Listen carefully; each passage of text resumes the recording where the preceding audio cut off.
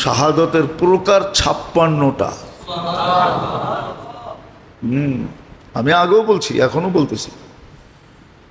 আপনি ফজর নামাজ পড়া সূর্য ডুবা পর্যন্ত নাক টাইনা ঘুমাইতে পারেন, মৌত হইলে শাহাদাতের মৌত হবে। ওই পদ্ধতি আল্লাহর রসুল আমাদেরকে শিখাইয়া দিয়ে গেছেন। বেশি কিছু করতে হবে না, একটা পদ্ধতি না, কয়েকটা। আমি 2-4টা দেখাই। ফজরের পরে যে আজির না মিনার নার 7 বার পড়ল, সূর্য ডুবা পর্যন্ত মরলে শাহাদাতের মৌত। ফজরের পরে যে সাইয়্যিদুল ইস্তিগফার পড়ল, সূর্য ডুবার আগে মরলে শাহাদাতের মৌত। ফজরের পরে যে সূরা হাসরের 3 আয়াত পড়ল, সূর্য ডুবা পর্যন্ত 70,000 ফেরেশতা মাগফিরাতের দোয়া করবে, মারা গেলে শাহাদাতের মৌত। কয়টা হলো?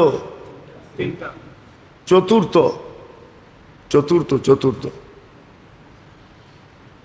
বারিকলি ফিল আল্লাহুম্মা বারিকলি ফিল মাউত ওয়া ফিমা বাদাল মাউত, যে ফজরের পরে 25 বার পড়ল, সূর্য ডুবার পরে যদি ডুবা পর্যন্ত যদি মারা যায় তাহলে শাহাদাতের মৌত। কোনো ব্যক্তি যদি সারা দিনে 20 থেকে 25 বার সালাম দিল, ওই দিন মারা গেলে শাহাদাতের মৌত।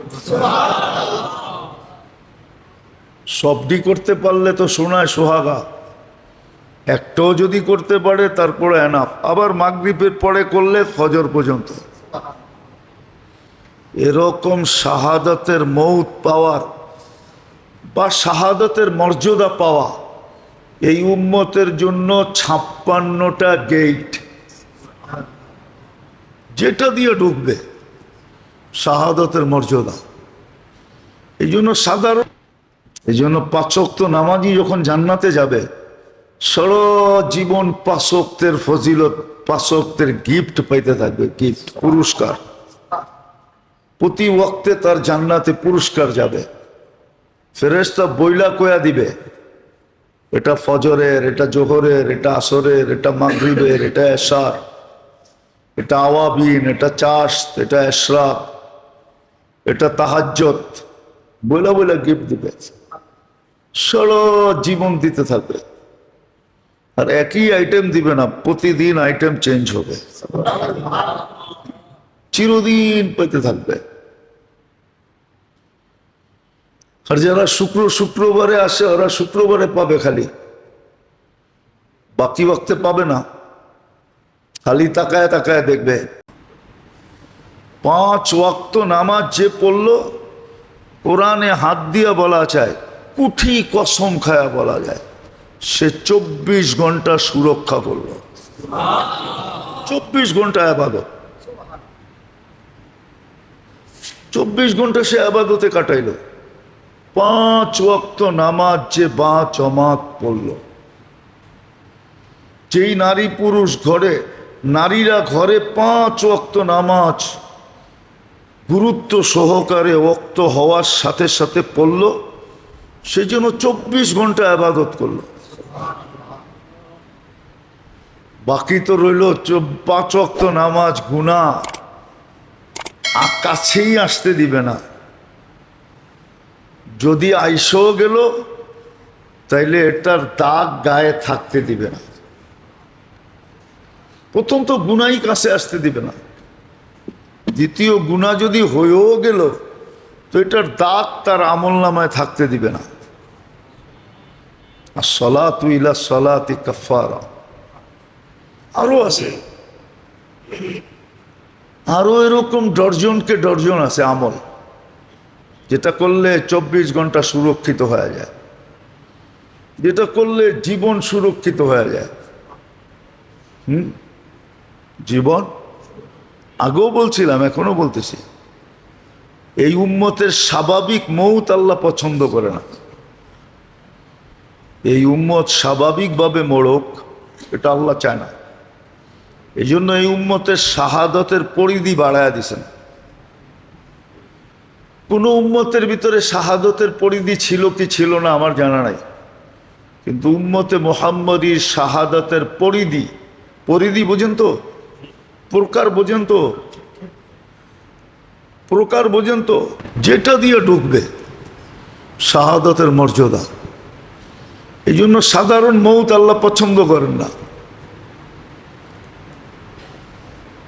আবার শুধু আখেরাত না, বলবেন হুজুর দুনিয়ায় তো থাকমু কিছুদিন, খালি আখেরাত শুনান, দুনিয়ায় কিছু মিলবে না। তো কোরআনে এটাও বলে দিছে উখরা তুহিব্বুনাহা নাসরুম মিনাল্লাহি ওয়া ফাতহুন করিব, উখরা তুহিব্বুনাহা। এটা অসম্ভব, পানিতে থাকবো আর শরীর ভিজবো না।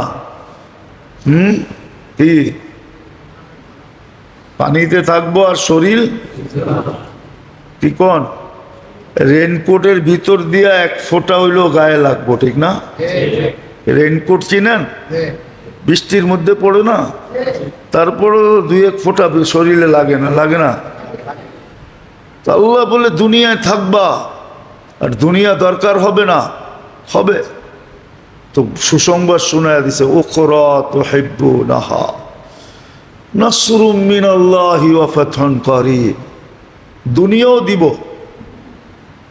এই জন্য হাদিসে শব্দ আছে তাতি ইলাইকা রাগিবা, এখন তো তুমি দুনিয়ার পিছে দৌড়াও,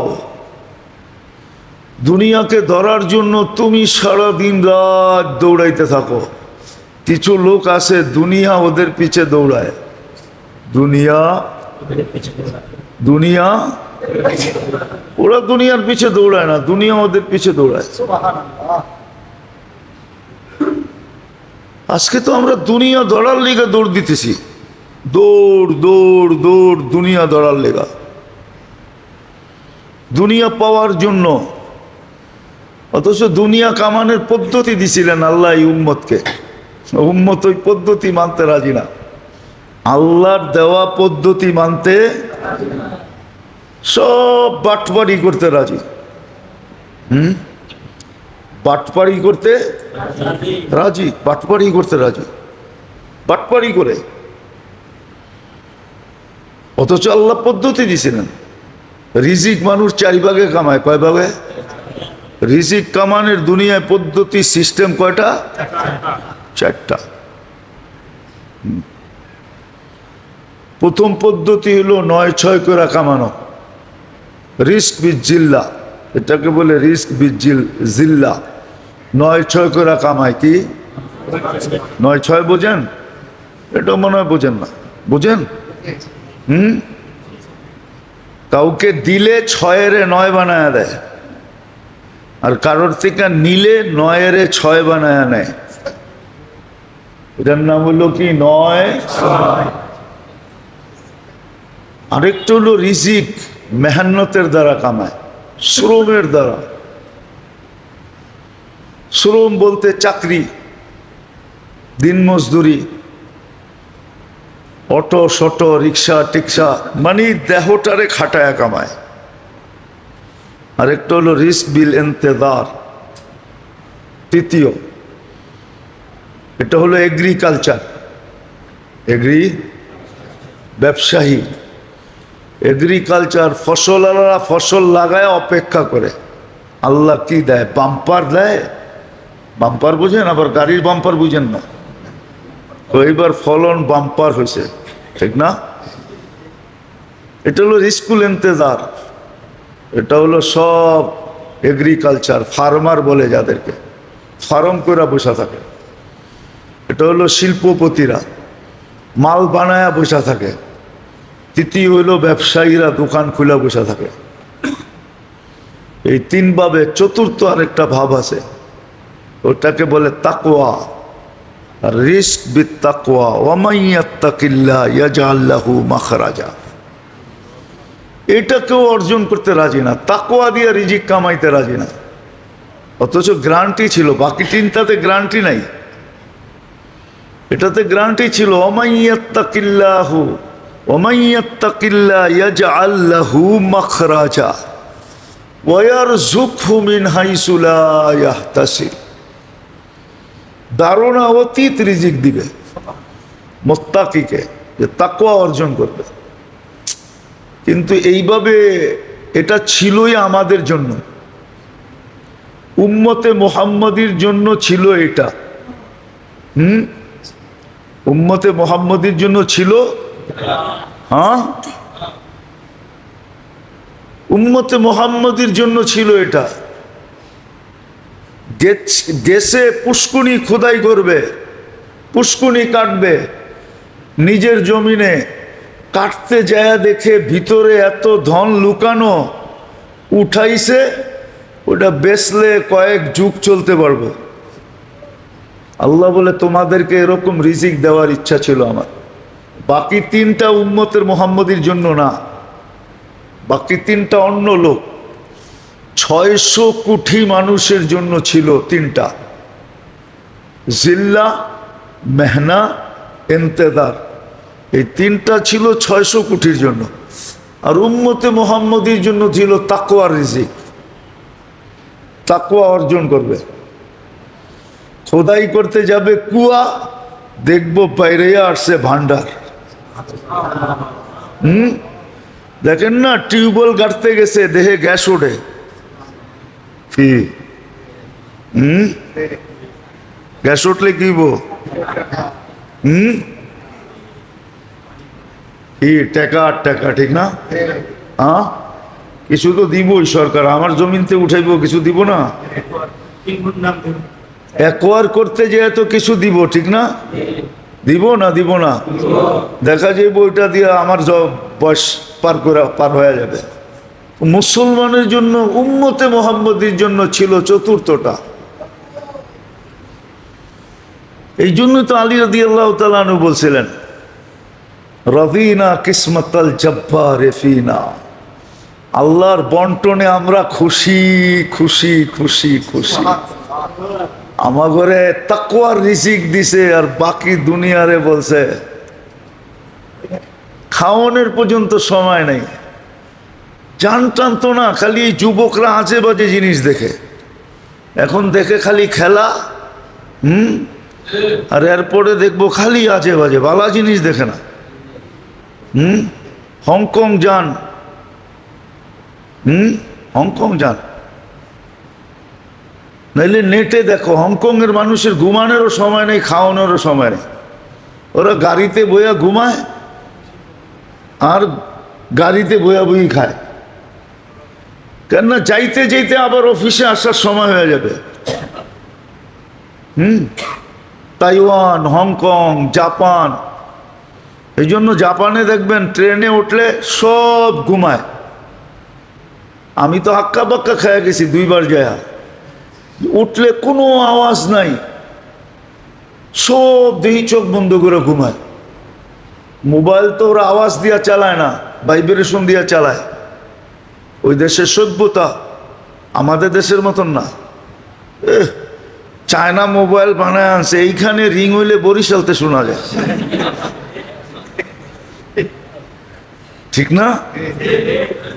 আমি দেখি সব ঘুমায়, স্টেশন আইলে আবার উঠে আসতে বাইরে ঘুমাইতে। তো দেখলাম ওই খবর পেল কেমনে যে ওর স্টেশন আসছে।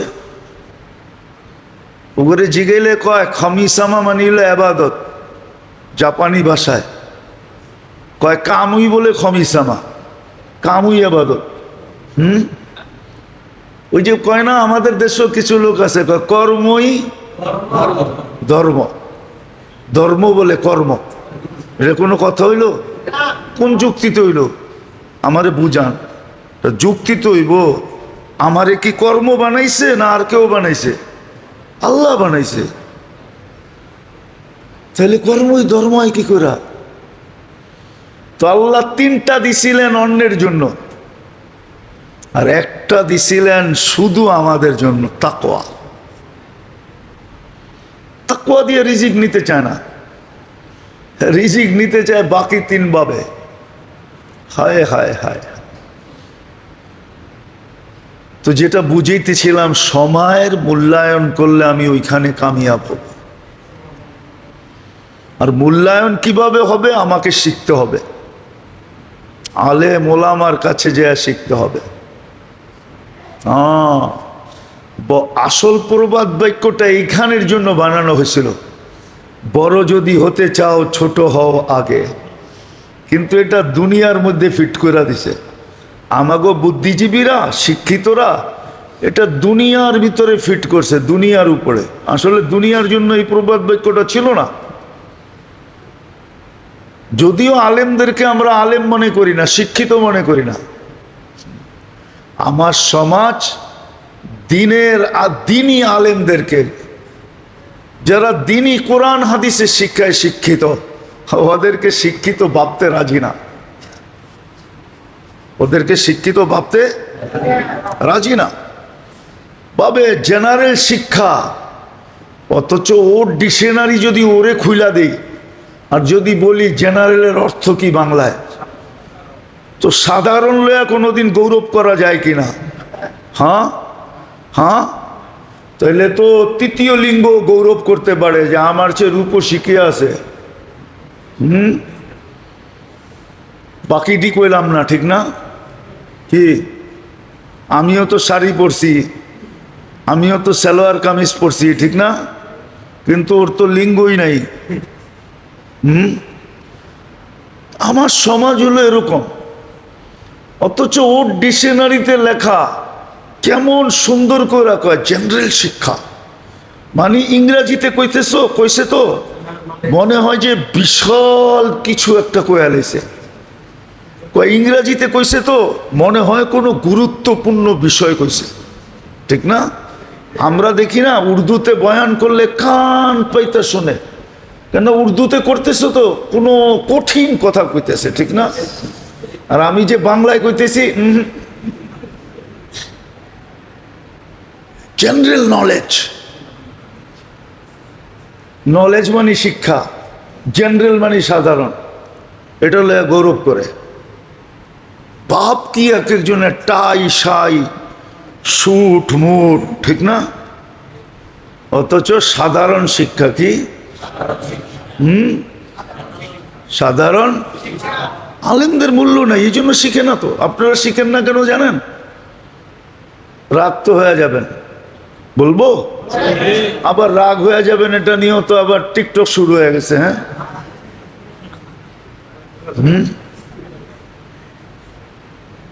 এই জন্য শিখতে চায় না, কেননা আলেমদের কোনো ভ্যালু আমাদের কাছে নাই। আমরাও বেঁচে যাবো ইনশাআল্লাহ কিয়ামতের দিন। কেন বেঁচে যাবো? কেননা যাদের দিলে আলেমের কোনো গুরুত্ব, মহত্ব, বড়ত্ব, ভক্তি, শ্রদ্ধা, ভালোবাসা, স্নেহ, মায়া, মমতা নাই, এরা কিয়ামতের দিন আলেমদের কাছে যায় সুপারিশ করার জন্য দাবি রাখতে পারবে না। বিদায় আমরাও বেঁচে যাবো, যদিও আমগো কোটা আছে। আমগো বলতে আলেমদের কোটা আছে। একজন আলেম 400 জনকে নেওয়া যাবে, একজন হাফেজ 10 জনকে নেওয়া যাবে, ও বেঁচে যাবে। বলবে আল্লাহ, এরা তো কেউ আমাদেরকে মায়া, মমতা, স্নেহ, ভক্তি, শ্রদ্ধা এদের দিলে আমাদের ব্যাপারে ছিলই না। আর ওই দিন প্রজেক্টরে উঠবে, আমরা বললে হবে না, আর ও দাবি করলেও হবে না যে খুব ছিল না। ওই দিন মেশিন আছে। হ্যাঁ, ওই দিন মেশিন আছে, যেরকম এয়ারপোর্টে মেশিন আছে, স্ক্যান করলে পাসপোর্টের সব জীবন বৃত্তান্ত চলে আসে, সব চলে আসে। কিছু কিছু এয়ারপোর্টে তো আছে 1 বছর 6 মাসে আপনি কোথায় সফর করছেন, লুকায় রাখলেও লুকায় রাখতে পারবেন না, আইসা পড়বে। এটা আমেরিকা, কানাডা, অস্ট্রেলিয়া, ইউরোপে আছে। স্ক্রিন করে সব বের করে ফেলবে যে ওদের কোনো দুশ্মন কান্ট্রিতে গেছে কিনা, ব্ল্যাক লিস্ট দেশে গেছে কিনা। কিয়ামতের দিন এরকম প্রজেক্টরে সব আইসা পড়বে। হুজুররা বেঁচে যাবে, সুপারিশ করতে হবে না। নাই তো কেউ কাল্লেগা করবে, তো নিজেই যাবে, চলে যাবে জান্নাতে ডুগডুগি বাজাইতে বাজাইতে। আমরা শিখি না কেন? এই জন্য শিখি না, আলেমদের কাছে যাই না কেন? নোয়াখালীর একটা কথা আছে, আবার নোয়াখালীর কেউ থাকলে চেতে যাব। আমার পুরা জাতি বলে আলেমরা কি সদ্দানা জানে নাকি? সদ্দানা চিনেন? কেউ নাই নোয়াখালীর? নোয়াখালী, কুমিল্লা, 14 গ্রামের কেউ নাই? সদ্দানা চিনো? সদ্দানা কি? সিমের বিচি, এটারে কয় সদ্দানা। সই দানা, সই মানি সিন, দানা মানি বিচি। আমার জাতি কয় হুজুররা কি সৈদানা জানে নাকি? অথচ ওর বিদ্যা ডিকশনারিতে লেখা আছে সাধারণ। ইচ্ছা করলে ওকে বলা যায় তুই বেটা সৈদানা জানোস নাকি? সূরায়ে ফাতিহা সহি পড়তে পারে না, কলেমা সহি উচ্চারণ করতে পারে না। আমি এখানে 10 বার বলছি এই পর্যন্ত। আমার মনে আছে আমি জিন্দাবাহারে একদিন একজনের জানাজায় গেছিলাম, অনেক আগের কথা, নাম বলবো না, নাম বললে এই এলাকার মানুষ চিনবে। বড় নেতৃস্থানীয় লোক, দেখেন না নেতারা মরলে কিছু কথা টথা সবাই কইতে চায়। এমন কয় মনে হয় যে আল্লাহ ওনা করে দায় দায়িত্ব দিয়া দিছে যে তোমরা যেটা কইবা ওইটাই হইব। কারণ তো নেতা না। তো উনি খারা বলতেছে অমুক মারা গেছে, ইন্না লিল্লাহে যখন পড়ছে না, তখন আমি ওইখানে দাঁড়ায় মনে হয় 100 বার ইন্না লিল্লাহে পড়ছি। ইন্না লিল্লাহি ওয়া ইন্না ইলাইহি রাজিউন এত শুদ্ধ পড়ছে যে ওইটার জন্য আমি 100 বার পড়ার পরেও আমি ভাবছি কম পড়ছি, আরো পড়া দরকার ছিল। এত বড় ব্যক্তিত্ব, ওর তো উচিত ছিল জানা যে কেউ মরলে তো হইতে পারে আমাকে যাইতে হইতে পারে, কিছু বলতে হইতে পারে। তো আমি মোটা মোটা কিছু জিনিস শিখা ফেলাই, ইন্না লিল্লাহ এটা শিখি, ইন্না লিল্লাহ শিখে নাই। মনে হয় ইন্না লিল্লাহ ও যে উচ্চারণ করছে, ইন্না লিল্লাহ শুনেও মনে হয় কয়েকবার ওর গালে থাপ্পড় দিছে। কস কি তুই?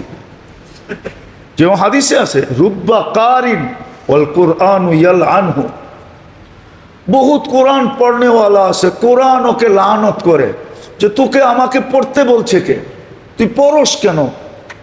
উল্টা সিধা, না মাখরাজ না শাখরাজ, না মদ না সৎ, কোনো নিয়ম কানুন জানে না, শিখেও না, শিখেও না। আবার বললে অনেকে রাগ হয়ে যাবে, চিল্লাও দিছে, 3 চিল্লাও দিছে। আবার এলাকার মুরব্বিও শিখে নাই, আলেমের কাছে যায় না। ও মনে করে 3 চিল্লা দিয়ে আমি তো মুফতি সাহেব হয়ে গেছি, আমি কার কাছে যাব? মানুষ না আমারে আমির সাহেব ডাকে, সবাই না আমারে মুরব্বি কয়, সবাই না আমারে জিম্মাদার জানে। রাগ হয় না কিন্তু, না অনেকে আবার শুনলে রাগ হয়ে যাবো, ঠিক না? বাইচা গেছি, ডাক্তার নাই আজকাল, থাকলে আরো চেত। পায়ে হাত দিয়া বলি ওলামাদের কাছে যান, শিখেন, মোটা মোটা শিখেন।